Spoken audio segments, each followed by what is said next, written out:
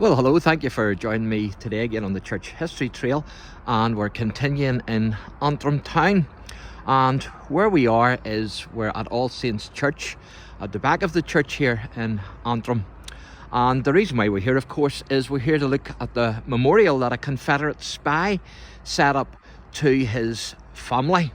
And this is the memorial here. So it's amazing to think that a Confederate spy actually set this up in remembrance of his family who are buried here.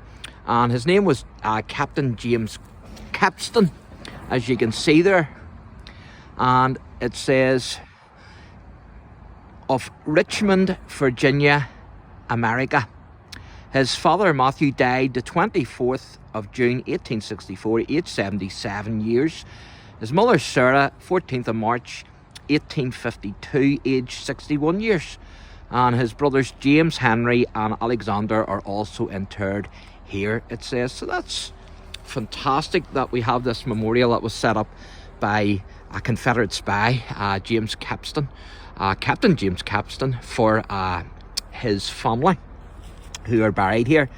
And as I say, it says Captain James Capstan of Richmond, Virginia, and he was an officer in the Confederate Army. And in 1863 he was sent back to Ireland as a secret agent to discourage Irishmen from joining the Union Army.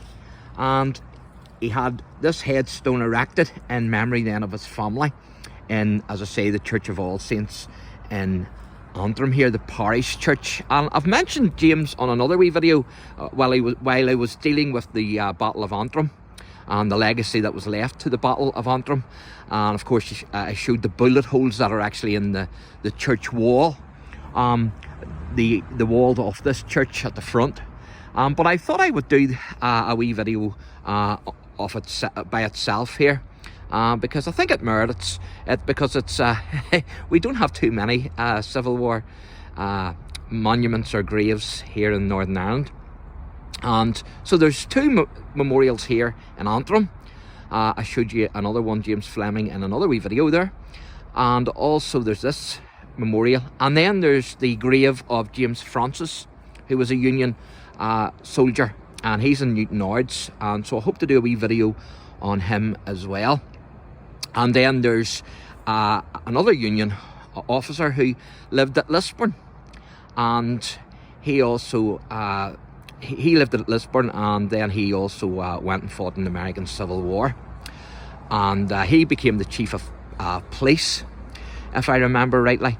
And so I hope to do a wee video on him as well.